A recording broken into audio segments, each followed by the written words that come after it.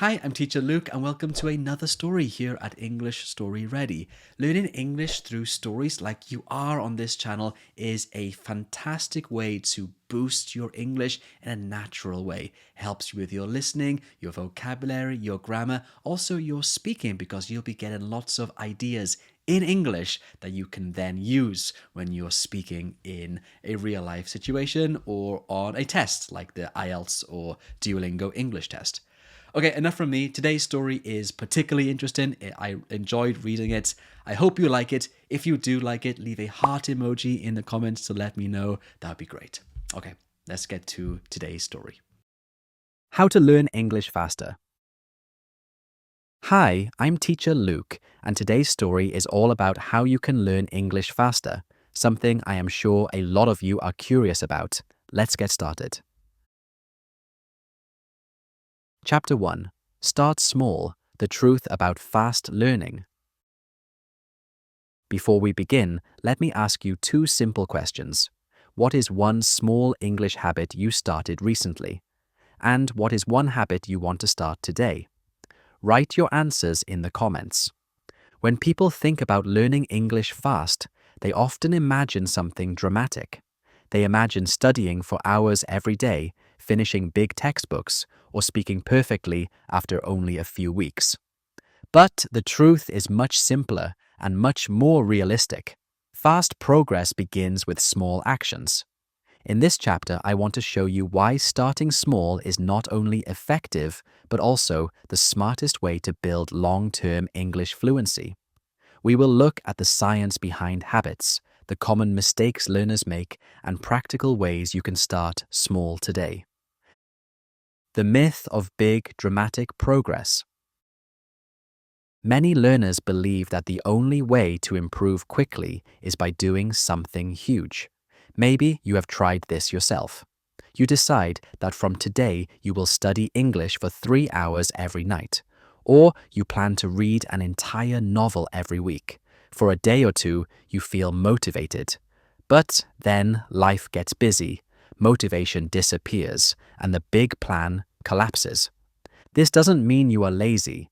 It simply means the plan was too big. Big goals look impressive, but they are difficult to maintain. Real growth doesn't come from dramatic effort. It comes from consistent effort. Consistency is what makes learning feel fast over time. A learner who studies 10 minutes a day for 1 year makes more progress than someone who studies for 3 hours in 1 week and then stops. The difference is habit. Why small habits work. Small habits work because they are easy to repeat. They fit into your life instead of fighting against it. They also help your brain build confidence. Every time you complete a small task, your brain tells you, I can do this. And when you believe you can do something, you do it more often. Let's imagine two learners. Learner A decides to watch a full English documentary every day. On day 1, they feel great. On day 2, they are tired. By day 3, they quit. Learner B decides to watch one short English video every day, just 2 or 3 minutes. It is simple, it is achievable, it becomes part of their daily routine. After a month, they have watched around 100 minutes of English. After 3 months, more than 300 minutes. And the best part? They never felt stressed. Learner B looks like they are learning slowly, but in reality, they are learning faster because they are able to continue. The power of momentum. Starting small helps you build momentum. Momentum is that feeling when learning becomes natural. You don't need to force yourself to study, you simply do it. The more momentum you have, the faster your English improves. Think of a train. At the beginning, it moves slowly. It takes time to build speed, but once it has momentum, it becomes almost unstoppable. Your English learning works the same way. The first steps may feel slow. 10 minutes of practice may feel like nothing, but those small steps create the energy your brain needs to continue. After a few weeks, you notice something exciting. You want to learn more. You start reading longer texts. You feel more confident speaking. You understand more when you watch English videos. This is momentum. Why fast learning happens slowly at first. Here is a strange truth. Fast learners don't actually learn fast at the beginning. They learn fast later because they build strong habits now. When you start with small, simple actions, your brain adjusts. You are teaching yourself to show up, even when you don't feel motivated. After a while, studying no longer feels like a burden. It becomes a normal part of your life. And once it becomes normal, you can increase the difficulty. You grow naturally. This is why great learners don't begin with a huge plan. They begin with something so small they cannot fail. The real enemy: inconsistency. The biggest reason learners feel stuck is not because English is too hard, it's because their study habits are inconsistent. You may have experienced this. You study a lot for a week, then you stop for a month. When you start again, you feel like you forgot everything, so you lose motivation. This cycle is exhausting. But when you commit to small, easy habits, you break this cycle. You don't stop. You don't forget. You keep moving forward even if the steps are small. Small steps beat no steps. What starting small looks like. Here are some examples of small habits that create big results. Read one short news paragraph every day. Write one English sentence about your day. Watch a 60-second English video. Learn one new word and use it in a sentence. Listen to 3 minutes of an English podcast. Review old vocabulary for 5 minutes. These habits seem tiny, but if you repeat them daily, your English will improve naturally and steadily. Make it obvious, easy, and enjoyable. If you want your small habits to last, they must follow 3 rules. 1. Make it obvious. Choose a time and place. For example, after breakfast, I will read one English paragraph. Before I sleep, I will write one English sentence. 2. Make it easy. Don't try to do more than necessary. You can always increase the difficulty later. 3. Make it enjoyable. Choose materials you actually like. If you enjoy what you're doing, you'll continue. Why starting small leads to confidence. Confidence doesn't come from being perfect. It comes from seeing progress, and the easiest way to see progress is by completing small tasks every day. When you show yourself that you can keep a promise, even a small one, you feel stronger, you feel more capable, you start to believe that you can become fluent, and that belief changes everything. Many learners are not confident because they only focus on big goals. When they fail to meet those goals, they feel disappointed. But when you set small goals, you succeed more often. And success builds confidence. A simple story. The student who read 1 page a day. A few years ago, I met a student who wanted to improve her reading. Her goal was to read 1 English novel every month. It sounded impressive, but she never finished the first book. She felt frustrated and said, "Maybe reading in English is too difficult for me." I asked her to try something different. I suggested she read just 1 page a day. Not a chapter, not a section, just 1 page. At first, she felt silly. 1 page? That's nothing, she said. But she tried it. 1 week later, she had read 7 pages. 1 month later, she had read 30. After 3 months, she finished the whole book. She was shocked. She said, "I didn't even feel like I was studying. I just did 1 page a day." But that is the secret. Small habits multiply over time. You don't need a perfect plan. You need a simple one. Many learners spend too much time creating the perfect study plan. They search for the best book, the best app, the best teacher, the best strategy. While planning is helpful, it can also become a distraction. What you really need is a plan you can follow. A simple plan you follow every day is better than a perfect plan you quit after a week. Here is a simple plan you can start today. Choose one small habit. Do it daily for 7 days. After 7 days, decide whether you want to continue or increase the difficulty. That's it. The hidden benefit: you become a learner for life. When you start small, you are not just learning English. You are learning how to learn. You are discovering a method that you can use not only for English, but for any skill in the future. This is powerful. It means you will never feel lost if you want to learn something new. You will know exactly how to begin. What you can do right now. Before you close this chapter, choose one small action you can start today. Something easy, something you can finish in 2 minutes. Here are a few ideas. Read a short English paragraph. Listen to 1 minute of an English podcast. Write one sentence about your day. Learn one new word. Choose one and begin today. Remember, every big success begins with one small step. And your step starts now. Now it's your turn. What is one small English habit you want to start today? Share it in the comments.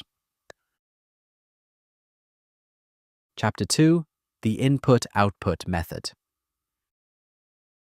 Before we begin, let me ask you 2 simple questions. Do you usually spend more time listening and reading in English, or more time speaking and writing? And which one do you want to improve the most? Share your answers in the comments. Many English learners feel stuck because they do too much of one thing and not enough of the other. Some people only study with books and videos but never speak. Others try to speak every day but never build their vocabulary or understanding. The truth is that strong English comes from a balance, a mix of input and output. In this chapter, I want to introduce you to the input-output method, a simple and powerful way to learn English faster. This method helps you build understanding through input and develop fluency through output. When you combine them, your progress becomes smoother, more natural, and surprisingly fast. Understanding input and output. Before we go deeper, let's define these 2 words.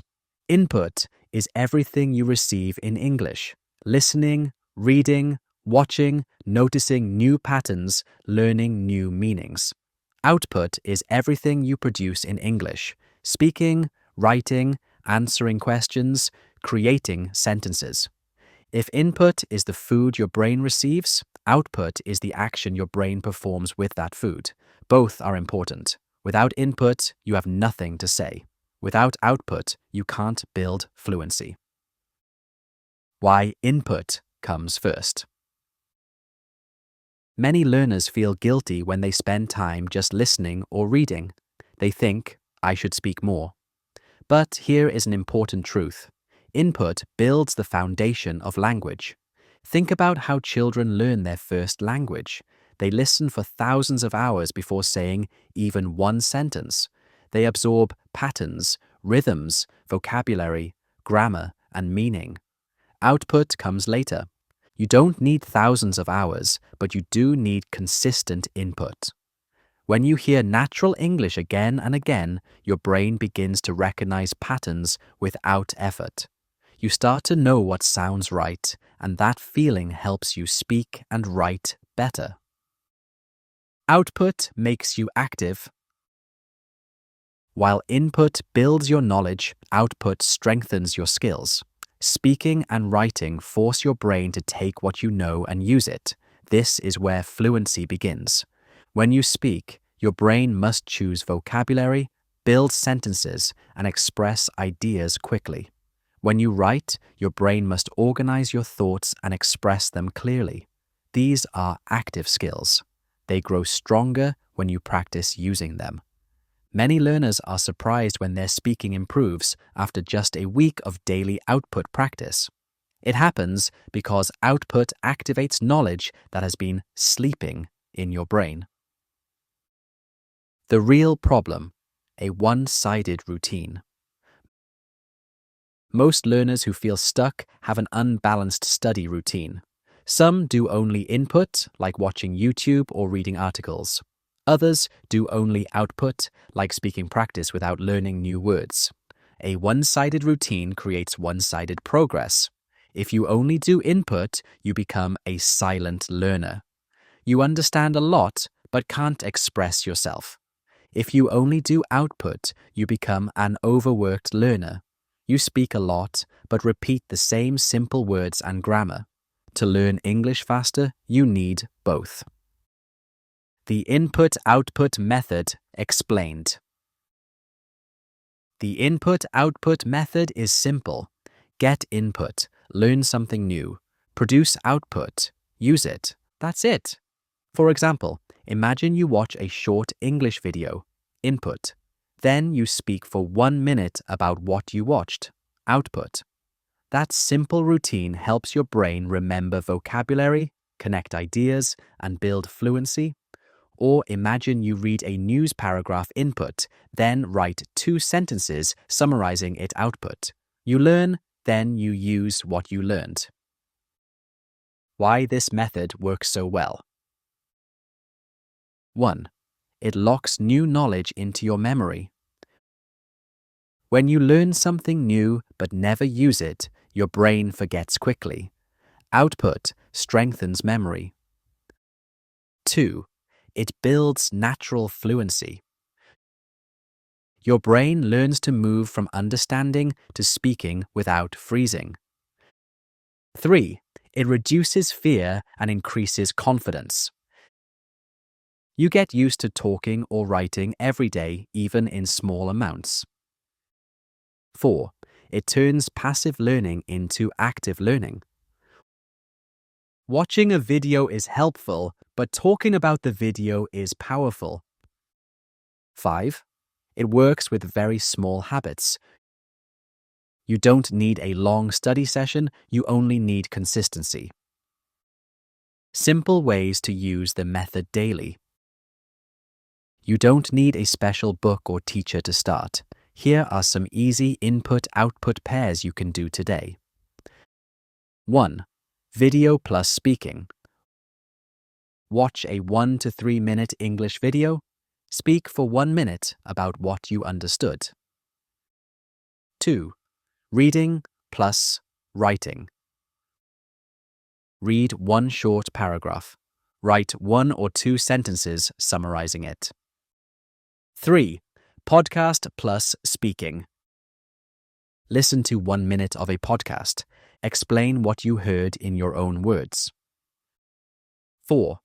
Vocabulary plus sentences. Learn 1 new word. Write or speak 2 sentences using that word. 5. Conversation plus reflection. Have a short conversation or language exchange. Afterwards, write about what you found difficult. These routines are small, but together they create huge progress. The 70 to 30 balance rule. A helpful guideline for many learners is the 70 to 30 rule. 70% input, 30% output. This balance gives your brain enough information to learn while still pushing you to use what you know. If you are a beginner or intermediate learner, more input is useful. As you become advanced, you can increase output. The moment when input becomes output. One day, without trying, you will start using phrases you heard in videos. You will repeat grammar patterns you saw in articles. You will use vocabulary that once felt difficult. This moment is exciting because it shows that your input is working. It often happens suddenly, during a conversation, a test, or even when thinking in English. That is the moment when input turns into output naturally. A simple story: the student who spoke for 1 minute a day. I once taught a student who understood English very well but struggled to speak confidently. She watched English videos every day but never practiced speaking. I asked her to try the input-output method for 1 week. She chose a simple routine: watch one short English video, speak for 1 minute about it. At first, she thought 1 minute was too short. But she tried. After the first day, she felt nervous. After the third day, she felt more comfortable. After 1 week, she said something interesting. I hear the phrases in the video, and then I hear them again in my head when I speak. It feels more natural. Her fluency started to grow, not because she studied harder, but because she used a balanced method. How to start the method today. You don't need anything special to begin. Here is a simple plan you can use right now. Choose one piece of input: a short video, a paragraph, a podcast clip. Spend 1 to 3 minutes with it. Produce a small output, 1 to 2 sentences or 1 minute of speaking. That's all. Do this once a day for 7 days, and you will already feel a difference. Input gives you knowledge. Output gives you skill. Think of English like driving a car. Input is like learning the rules, watching others drive, understanding how the car works. Output is like actually sitting in the driver's seat and moving. You need both. Without input, you don't know what to say. Without output, you can't say it confidently. The input-output method brings these two sides together, and when you use them together, your learning becomes faster, smoother, and more enjoyable. Now it's your turn. What input will you choose today, and what small output will you create from it? Share your answers in the comments. Chapter 3: Daily Routines for Progress. Before we begin, let me ask you 2 simple questions. What is one English routine you already have, and what is one routine you wish you could start? Share your answers in the comments.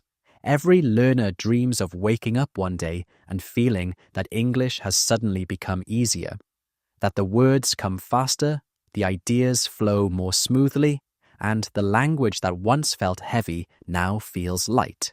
But this kind of progress doesn't appear like magic. It grows slowly and quietly inside the routines you build each day. In this chapter, I want to tell you stories, small moments from learners who discovered that daily habits, even the ones that felt too simple at first, created surprising and powerful progress. I want you to see how small routines can shape your confidence, your skills, and your relationship with English in ways that big plans never could. The morning routine that changed everything. Let me tell you about Daniel. He was a university student who always felt behind in English. Every semester he promised himself that he would study more, read more, practice more, but his plans were always too big and they collapsed under the weight of his busy life. One day, after failing yet another English quiz, he decided to try something different. He created a morning routine that took only 5 minutes. Every morning, before checking his messages, he opened an English news app and read just one short paragraph. That was all. No big goal, no pressure, just one paragraph. At first, he didn't notice any changes, but after a few weeks, he realized he was no longer afraid of English texts. New vocabulary felt less scary. Grammar structures repeated themselves until they finally made sense. And the most surprising part? Because the habit was so small, he never skipped it. It became as natural as brushing his teeth. This tiny routine gave him something that hours of stressful studying never did: a sense of control. The evening routine that built confidence. Let me share another story, this time about Lara, a nurse who worked long and exhausting shifts. She wanted to improve her speaking, but by the time she came home each evening, she felt too tired to join a conversation club or practice with a partner. So she created a simple evening routine. Every night, she chose one short English video on her phone, usually something fun or relaxing. After watching it, she spoke out loud for 1 minute, summarizing the video in her own words. Sometimes she spoke softly. Sometimes she forgot a word. Sometimes she repeated herself. But she did it every night. After a month, something interesting happened at work. A foreign patient asked her a question in English. Without thinking, she answered smoothly. No panic, no freezing, no translation in her head. Later, she told me, I didn't know I was improving, but then the words were just there. That is the power of daily output. Your brain becomes comfortable using the language even when you don't feel perfectly ready. The middle of the day mini habit. Not all routines need a specific time. Some learners build mini habits they can apply anytime. I once worked with a student named Rami who struggled with grammar. He understood the rules, but when he spoke, everything disappeared. So he created a routine that he used throughout the day. Whenever he remembered a new grammar pattern, he made one sentence using it. Just one. He did this while waiting for the bus, walking to class, or standing in line at the supermarket. He didn't force himself to study for long. He simply used English for 10 seconds at a time. After a few weeks, his grammar became more natural and automatic. He told me it felt like his brain finally understood how the pieces connected. Sometimes the smallest routines create the biggest changes. Why daily routines matter more than motivation. Motivation is like a spark. It burns brightly, but it fades quickly. Routines, however, are like gentle rivers that shape mountains over time. They move slowly, but they never stop. Daily routines matter because they remove the need for motivation. They turn learning into something automatic, something you do without thinking too hard. When English becomes part of your daily rhythm, progress stops feeling like a struggle. And that's when the fastest learning happens. What a balanced daily routine looks like. Your routine doesn't need to be complicated. In fact, simple routines work best. Here's an example of a balanced day for an intermediate learner. Morning, 5 minutes. A short input activity. Read a paragraph, check a vocabulary list, or watch a short clip. Afternoon, 2 minutes. A mini habit. Make one English sentence about something you notice. Evening, 5 minutes. A short output activity. Speak for 1 minute or write 2 sentences about your day. That's it. Less than 10 minutes of structured practice and a couple of small moments during the day. But the long-term effect is powerful. The routine that makes English feel natural. When you repeat the same small actions every day, something magical happens. English stops being a subject and starts becoming part of your life. You no longer think, I must study English today. Instead, you think, oh right, it's time for my 1 minute of speaking. Or, I always read a little in the morning. This shift is more important than grammar, vocabulary, or pronunciation because it changes your mindset. You no longer see English as a difficult mountain to climb. You see it as a simple path you walk every day. A simple story, the 90-day routine. A learner named Sophia once told me that she had tried everything: big study plans, expensive courses, and long grammar sessions that left her frustrated. Nothing worked. Finally, she made a decision. She would follow 3 tiny routines for 90 days. Morning, read one short paragraph. Afternoon, write one sentence. Evening, speak for 1 minute. She didn't worry about perfection. She didn't worry about how fast she was improving. She just followed the routine. On day 20, she felt no change. On day 30, she felt a small improvement. But on day 60, everything changed. She noticed she could read faster, speak more clearly, and express her ideas with less stress. On day 90, she said something beautiful.